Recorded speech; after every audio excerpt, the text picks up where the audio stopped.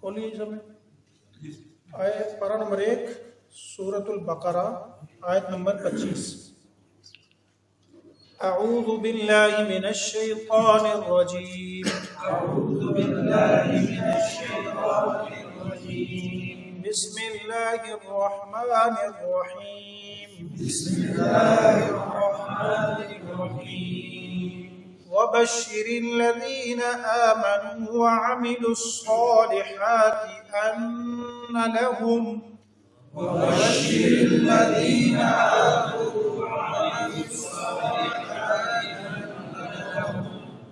أن لهم جنات تجري من تحتها الأنهار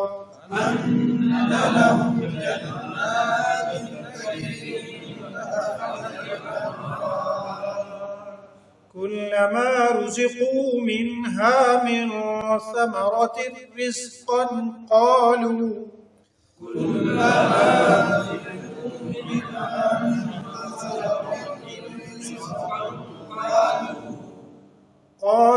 هذا الذي رزقنا من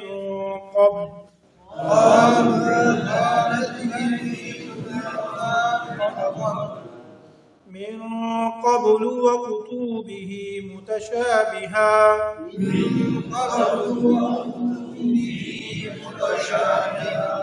ولهم فيها أزواج مطهرة وهم فيها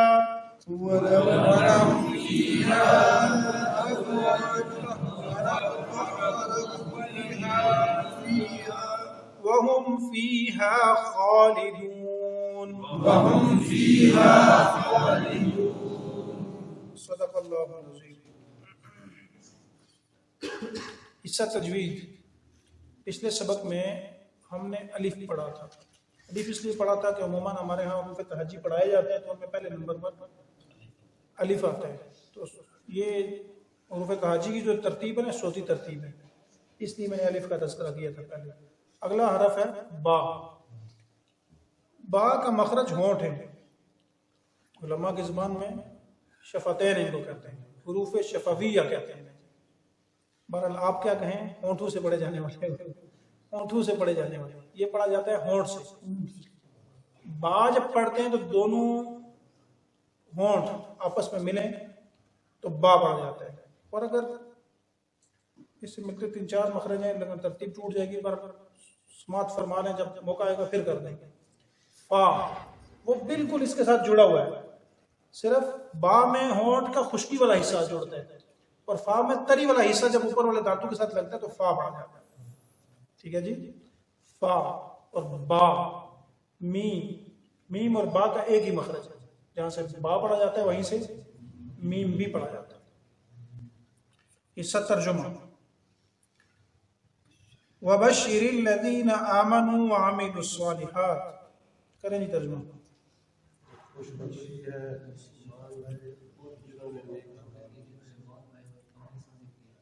خوشخبری ہے ان لوگوں کے لیے جو ایمان لائے اور نیک عمل کیے. کیا خوشخبری ہے جی؟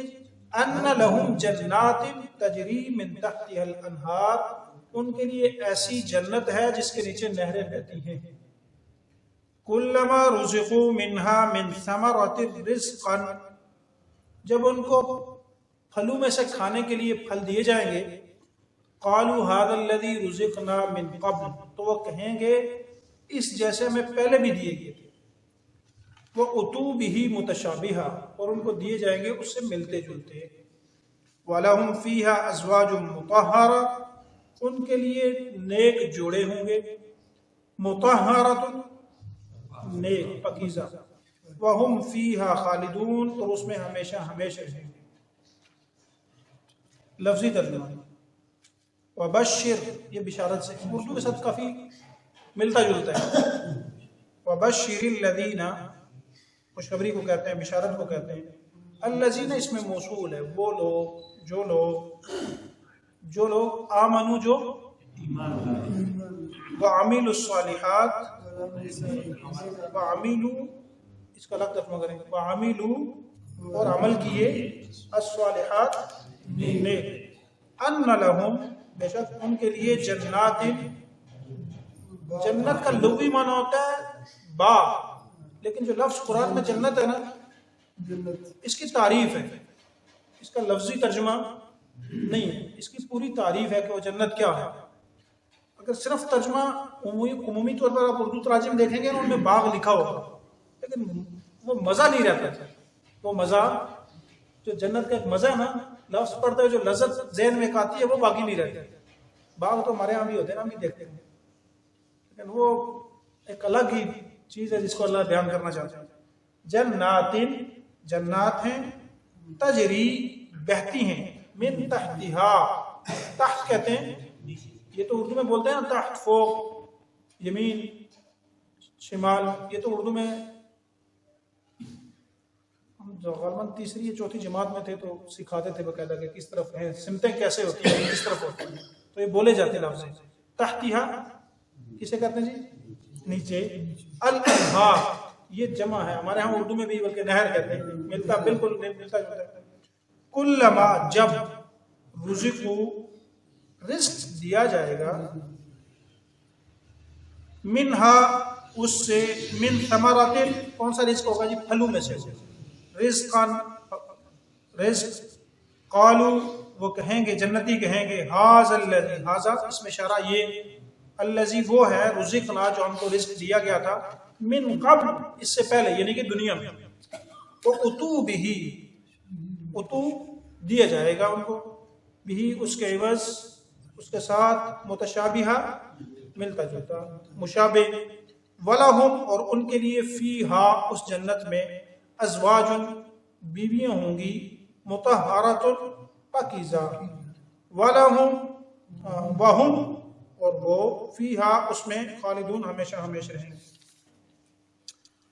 اس آیت کا ربط پچھلی آیات کے ساتھ یہ ہے کہ پیچھے اللہ نے پہلے ایمان والوں کا، پھر کفار کا، پھر منافقین کا تذکرہ بیان فرمایا، پھر اللہ نے اپنی وحدانیت اور توحید کے دلائل بیان فرمائے، یا ایھا الذین یا ایھا الناس اعبدوا ربکم، پھر اس کے بعد اللہ نے رسالت کے اوپر دلائل بیان فرمایا، قرآن کی حقانیت اور قرآن کا چیلنج بیان فرمایا، وَإِن كُنتُمْ فِي رَيْبٍ مِّمَّا نَزَّلْنَا عَلَىٰ عَبْدِنَا، یہاں سے اللہ رب العالمین رزلٹ آؤٹ کر رہے ہیں، خوشخبری دے رہے ہیں، بشارت دے رہے ہیں، ماننے والوں کے لیے خوشخبری ہے۔ وہ خوشخبری کیا ہے؟ ان کے لیے جنت ہے، لیکن یہاں دو شرطیں، دو قیدیں ہیں۔ قید اول ہے ایمان، اور قید ثانوی ہے عامل الصالحات۔ ایمان لانا، عقیدہ درست ہونا یہ بنیاد ہے، عقیدہ درست نہیں ہوگا تو اعمال بیکار ہیں۔ وجہ عقل تو یہ کہتی ہے نا کہ جو اچھا عمل کرتا ہے، اگرچہ اسے وہ نہیں پڑھا، کلمہ نہیں پڑھا، لیکن جو کافر ہاسپٹلز بناتے ہیں، ہم کہتے ہیں کوئی مسلمان ہاسپٹل بنائے تو نیکی ہے، ثواب کا کام ہے، اگر کوئی کافر ہاسپٹل بنائے تو اس کے لیے نیکی کیوں نہیں ہے؟ اللہ بس نعمتیں دنیا میں ہمیں دیتے ہیں، ہم دیکھتے ہیں، سنتے ہیں، بولتے ہیں، یہ ساری ایسی نعمتیں ہیں جن کو خریدا جائے تو آدمی خرید نہیں سکتا، کیونکہ ان کا متبادل ابھی تک دنیا میں ہر آدمی پکڑتا ہے، کھاتا ہے، پیتا ہے، تو ان کی جو نعمتیں ہیں اللہ ان کے لیے آسانیاں فرما دیتے ہیں، یعنی کہ وہ جو نیک کام کرتے ہیں ان کے لیے دنیا میں ہی آسانی کر دی جاتی ہے۔ جیسے حدیث میں ہے کہ دنیا سجن المؤمن و جنت الکافر، وہ جو نیک اعمال کرتے ہیں اس کا بدلہ دنیا میں ہی دے دیے جاتے ہیں، اس کا بدلہ ان کو دنیا میں ہی دے دیا جاتا ہے، لیکن جو ایمان والے ہیں انہیں دنیا میں بھی اور آخرت میں بھی نوازا جائے گا۔ کہا کہ پہلی شرط یہ ہے کہ عقیدہ درست ہو، اللہ کو ایک ماننے والا ہو، محمد رسول اللہ صلی اللہ علیہ وسلم کی اتباع کرنا والا بھی ہو۔ مسلمان یہ تمام انبیاء کو مانتے ہیں، کسی کو نہ ماننا نا وہ کہتے ہیں یہ کمظرفی کی علامت ہے، یہ ایسی علامت ہے کہ وہ دوسرے کو نہیں مانتا۔ ہم حضرت عیسیٰ علیہ السلام کو بھی مانتے ہیں، موسیٰ علیہ السلام کو بھی مانتے ہیں، بلکہ ان پر ایمان لانا ہمارے عقیدے کا حصہ ہے، ہم ان پر ایمان لاتے ہیں، احترام سے تذکرہ کرتے ہیں، اور لیکن ان کے بعد جو نبی ہیں انہیں بھی مانتے ہیں۔ یہودی اور عیسائی وہ کمظرف ہے، وہ اپنے نبی کو فقط مانتے، دوسرے کو نہیں مانتے، پتہ ہے کہ یہ بھی نبی ہیں لیکن ماننے میں نہیں آتے۔ بہرحال عقیدہ درست ہو۔ دوسری بات وعامل الصالحات، نیک اعمال ہوں، اور نیک اعمال میں سارے احکام آتے ہیں، چھانٹی کر کے کوئی 4-5 نہیں آتے، کہ نماز پڑھ لو، عبادات کر لو، باقی ساری چیزیں معاف ہیں، ایسا نہیں۔ عمیل الصالحات کے اندر سارے احکام آتے ہیں، وہ عبادات بھی ہیں، وہ اخلاقیات بھی ہیں، وہ معاملات بھی ہیں، وہ معاشرت و معیشت بھی ہے، وہ حکومت و سیاست بھی ہے، سارے اعمال آتے ہیں۔ کہا کہ ان لوگوں کے لیے مہمانی کیسی ہوگی اللہ کی؟ اللہ کہتے ہیں میں نے ان کے لیے ایک مہمان خانہ تیار کر رکھا ہے۔ ہمارے گھروں میں ہم نے کمرہ سجایا ہوتا ہے، پورے گھر سے زیادہ ڈیکوریٹ کیا ہوتا ہے، اس کو مزین کیا ہوتا ہے، رکھا ہوتا ہے اس کمرے کے لیے۔ کیوں؟ ہمارے جو مہمان آئیں گے ان کے لیے۔ ہمارے ہاں تو بلکہ ڈپلیکیٹ سسٹم بھی چلا ہوا ہے نا، جہاں جن لوگوں کے یہاں گھر چھوٹے ہیں یا کمرے اضافی نہیں ہوتے، وہ جب کوئی پتہ چلے مہمان آنے والا ہے فوراً کمرے کو دوبارہ ری ڈیولپ کرتے ہیں، نئی چادریں نکالو وہ بچھاؤ، نیا قالین نکالو وہ بچھاؤ۔ مہمان چلا جاتا ہے تو سب کچھ فولڈ کر کے رکھ دیے جاتے ہیں، اگر کوئی بچہ بیٹھ جائے تو اس کی خیر نہیں ہے۔ تو مطلب اپنی اوقات پہ آ جاتے ہیں واپس۔ اللہ نے بھی مہمان خانہ تیار کر رکھے ہیں۔ ہم دنیا کے لوگ اپنی بساط کے مطابق جتنا ہو سکتا ہے اپنے ڈرائنگ روم کو، اپنے مہمان خانے کو مزین کرتے ہیں۔ تو سوچیں جس رب نے کائنات بنائی ہے اتنی خوبصورت، خوبصورت ہے کہ نہیں ہے جی؟ انسانوں کو پیدا کیا اتنا خوبصورت، ایک دوسرے پہ لوگ مرتے ہیں۔ تو اس رب نے جو جنت بیان کی ہے یا بنائی ہے، اس کی کیا شان ہوگی اور کیا مقام ہوگا۔ اللہ فرماتے ہیں میں نے مہمان خانہ تیار کیا تمہارے لیے، اور اس کی صورت یہ ہے کہ جنات تجری من تحتها الانہار، اس کے نیچے آج شیشہ لگا ہو، عموماً 5 اسٹار ہوٹلوں میں کوٹھیوں میں شیشہ لگا ہوتا ہے، اور انہوں نے دروازے کے نیچے چھوٹا سا سیٹ اپ کیا ہوتا ہے، کوئی نہر نہیں ہوتی، فقط انہوں نے کوئی ڈیکوریٹ پیس بنایا ہوگا، کتنا خوبصورت لگتا ہے۔ اللہ فرماتا ہے میں نے پوری پوری نہریں چلا دی، اور نہر ایک نہیں ہے، یہاں یہ الانہار یہ جمع ہے۔ ایک نہر سورہ محمد کے اندر اللہ جا کر اس کی تفصیل بیان کرتے ہیں کہ وہ نہریں کتنی ہیں، وہ پانی کی بھی ہے، وہ شہد کی بھی ہے، وہ شراب کی بھی ہے، وہ دودھ کی بھی ہے۔ اللہ نے نیچے نہریں بہا دی ہیں، اوپر جنت بنی۔ ساڑھے یہاں تو نالے تے بھی چھت پا کے، ویسے اسی جنت ہی رہنے نا، ہمارے یہاں نالوں کے اوپر چھت کے بیچی جاؤ، سوسائٹیوں والے یہی کچھ کر رہے ہیں۔ بہرحال یہ ضمن آ گیا۔ بہرحال اللہ نے بنایا من تحتها الانہار، جنت کو بنایا جس کے نیچے نہریں بہتی ہیں۔ کلما رزقوا، جنت میں جو کھانے کے لیے دیے جائے گا نا وہ پھل دیے جائیں گے۔ جب پھل جنتی دیکھیں گے تو وہ کچھ پھل یوں ہوں گے جو دنیا میں ہم نے دیکھے ہوئے ہوں گے، جو دنیا میں ہم نے سنے ہوئے ہوں گے، ان کے نام سنے، ان کو دیکھا ہوا ہوگا، لیکن ذائقے کبھی بھی نہیں ملے۔ ان کے اور ان کے ذائقوں میں بہت زمین آسمان کا فرق ہوگا۔ ایسے ایسے بلکہ دنیا میں ہم دیکھتے ہیں جو پاکستان میں پھل ملتے ہیں وہ دوسرے ممالک میں نہیں ملتے، جو وہاں ملتے ہیں وہ یہاں نہیں ملتے، مختلف ہوتے ہیں، ذائقے بھی مختلف ہوتے ہیں، باقی بھی چیزیں مختلف ہوتی ہیں۔ اللہ فرماتے ہیں میں نے اسپیشل یہ پھل دنیا کے کس نے پیدا کیے ہیں جی؟ اللہ نے پیدا کیے ہیں۔ اور بعض انسان کے جس پھل کے ساتھ انسان کی طبیعت لگ پڑے نا، وہ کہتا ہے اتنا لذیذ ہے کہ چھوڑنے کا دل ہی نہیں چاہتا۔ تو سوچیں جو اللہ نے اسپیشل تیار کیے ہیں ان کی کیفیت کیا ہوگی۔ بہرحال وہ ملتے جلتے پھل ہوں گے، ذائقے مختلف ہوں گے ان کے۔ وَلَهُمْ، دوسری نعمت کیا ہے؟ وَلَهُمْ فِيهَا أَزْوَاجٌ مُطَهَّرَةٌ، نیک بیویاں بھی ہوں۔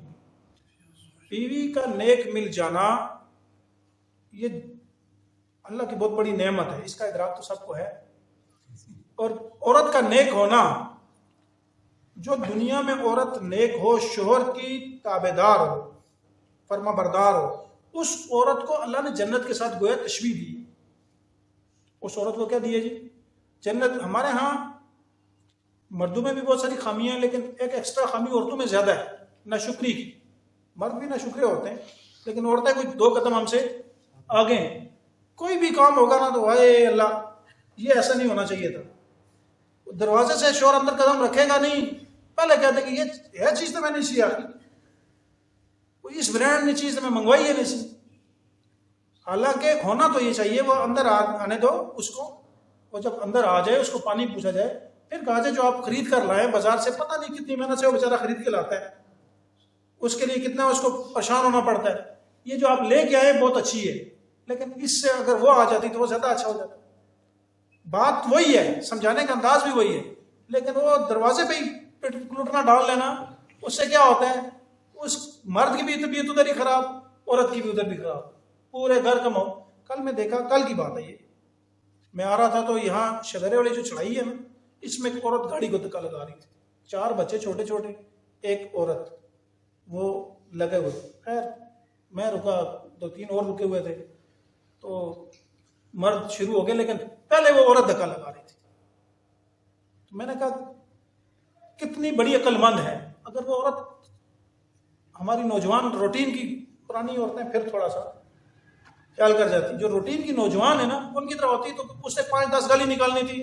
آپ کو پہلے نہیں پتا تھا، پیٹرول ڈلوا لیتے، یہ ٹھیک کروا لیتے، اب یہاں روڈ پہ کون ہوگا اور کیا ہوگا اور کیسے ہوگا. نتیجے میں کیا ہوتا، مرد نے بھی 2-4 گالی نکالنی تھی، اللہ اللہ خیر صلی.